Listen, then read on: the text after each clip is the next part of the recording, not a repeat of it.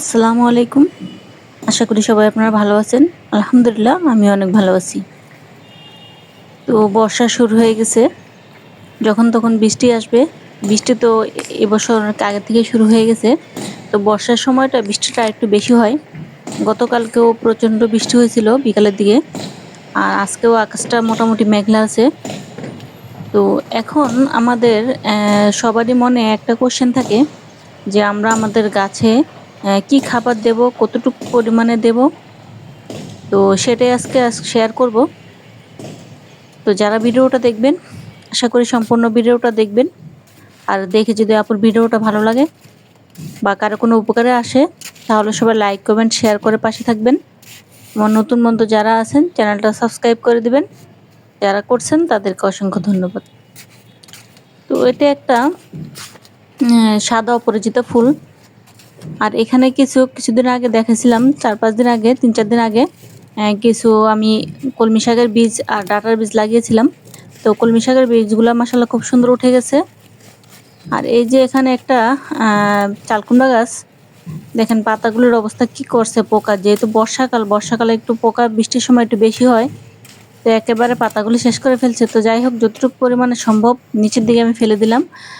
আর এখানে আমার এই মাচাটায় যে চালকুমড়া গাছগুলো ছিল, একটা টবের গাছগুলো বেঁচে নেই, সবগুলো গাছ কিন্তু অলরেডি মরে গেছে। তো কোনো শূন্যস্থান আসলে কারোর জন্য খালি থাকে না, সেটা অবশ্য পূরণ হয়ে যায়। তো এখন যেহেতু এখানে আমার চালকুমড়ার গাছগুলি নেই, তো করলা গাছগুলি কিন্তু অলরেডি এখানে কিন্তু তাদের জায়গা করে নিছে। আর আমার চালকুমড়া গাছগুলি মারা যাওয়ার আরেকটা কারণ হয়তোবা এই যে করলা গাছটা এই সাইড দিয়েছিল আর বরবটি গাছটা, তো যার কারণে দেখা যায় ওই পাশের 2টা টবে একটু কিন্তু ছায়া পড়ে গেছে। মানে গোড়ার দিকে কিন্তু তেমন একটা মনে হয় সূর্যের আলো না যাওয়ার কারণে গোড়াটা, যেহেতু বৃষ্টি হয়েছে অনেকদিন, এই বৃষ্টিতে পচে আমার গাছগুলো কিন্তু সবগুলি মারা গেছে। তো এটা এমন একটা জায়গা, এখন আমি না পারবো গাছগুলা সরাতে, না পারবো এখানে আবার নতুন করে মানে কোনো কিছু করতে। তো দেখি এখানে কিছু বীজ লাগিয়ে দেব, যেটা অবশ্য খুব অল্প তাড়াতাড়ি ফলন হয় সেই জাতীয় কোনো বীজ এখানে লাগাতে হবে। কারণ কোনো বড় সবজি এখানে লাগানো যাবে না। যখন আবার লাগাবো সবগুলা টব আমার একটু এদিক সেদিক করে বা একটু সাইড করে তারপর লাগাতে হবে। তো আজকে গাছে একটু খাবার দেব, যেহেতু গতকালকে প্রচুর পরিমাণে বৃষ্টি গেছে। আর অনেকেই কমেন্টস করেন যে বর্ষার সময় গাছে কি খাবার দেব বা দেওয়ার দরকার কিনা, তো সেটাই আজকে আলোচনা করব।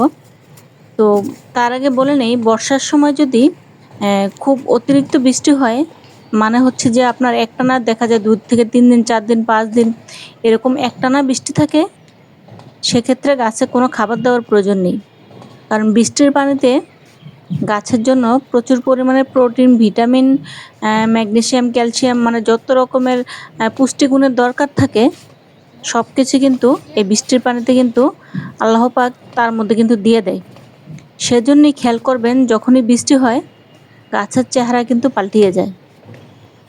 তো আমি আর কিছুদিন আগে একটু গাছে খাবার দিছিলাম, তো সেটা দিয়ে দিছিলাম সরিষার খোল। 3 থেকে 4 দিন হবে মনে হয়। তো একটু খেয়াল করলে আমার গাছগুলো দেখবেন এখনই কিন্তু গাছের চেহারা আলহামদুলিল্লাহ অনেকটাই কিন্তু পাল্টে গেছে। আর এই ধুন্দুল গাছটাতে আবার নতুন করে কিন্তু মাশাআল্লাহ ফলন আসা শুরু হয়ে গেছে। আর তার আগে একটু বলে নেই, আলহামদুলিল্লাহ প্রায় কয়েক জায়গায় আমার বীজের ডেলিভারি পৌঁছে গেছে। তো যারা বীজগুলা পেয়েছেন তারা কমেন্টসে বলে যাবেন আলহামদুলিল্লাহ বীজের কোয়ালিটিগুলি কেমন ছিল বা কী পর্যায়ে আছে। আর যখন আপনাদের সবজি গাছ হবে, গাছ রোপণ করবেন, ভিডিও অবশ্যই আপুর সাথে শেয়ার করবেন।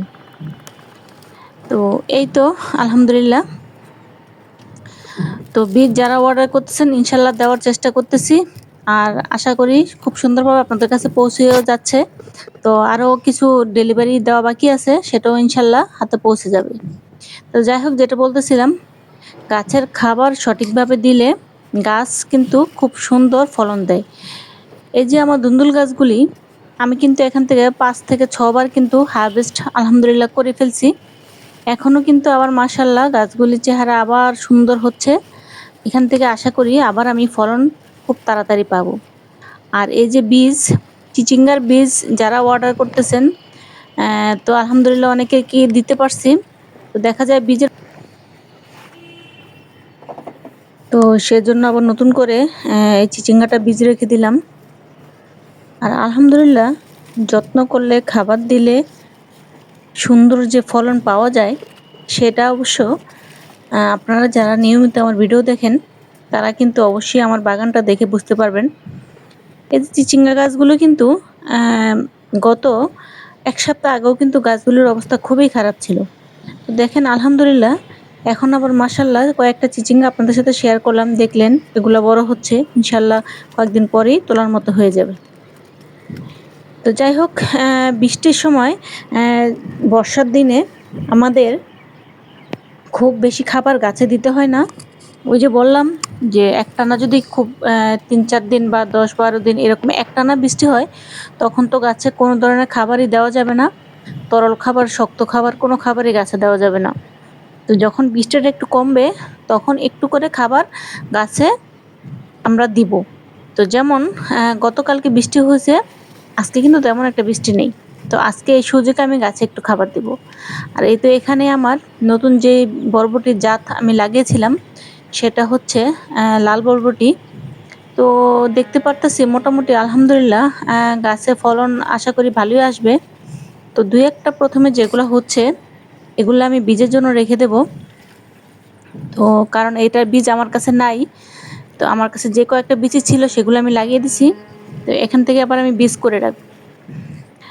আর আজকে যে খাবারটা দিব সেটা আমরা প্রতিনিয়ত আমাদের ঘরে থাকে, আমরা সবাই সেটা ব্যবহার করি বা খাই।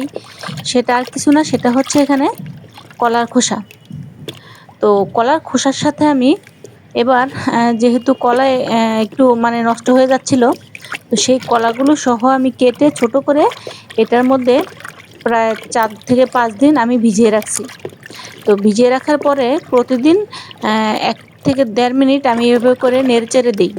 নেড়েচেড়ে দেওয়ার কারণে একটা কি হয়, যে গ্যাসটা হয় উপরের দিকে যে ফেনাটা জমে থাকে সেটা থেকে আর পোকা হয় না। পোকাটা না হলে কিন্তু আমাদের কাজটা করতে কিন্তু একটু সুবিধা হয়। আর পোকাটা হলে একটু আমাদের হয়তোবা বিরক্ত লাগে। কিন্তু যদি প্রতিদিন এটা নেড়ে দেন তাহলে কিন্তু আর এই পোকাটা আশা করি হবে না। তো যাই হোক, এখানে আমি কলার খোসা পানিগুলি ছেঁকে নিলাম। ছেঁকে নেওয়ার কারণ হচ্ছে যে কলাটা আমার থেকে গেল সেটা আমি চাইলে টবের গোড়ায় যে মাটি আছে সেই মাটির নিচেও দিয়ে দিতে পারবো।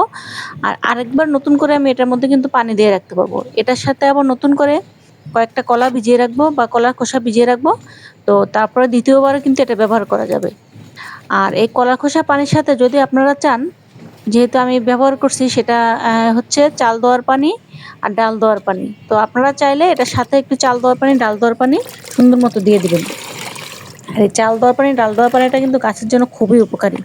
আর কলার খোসা তো গাছের জন্য কত উপকারী সেটা তো যারা সবসময় আমরা বাগান করি তারা তো জানি। আর যারা নতুন আছেন তাদের জন্য বলি, এটা গাছের জন্য অমৃত।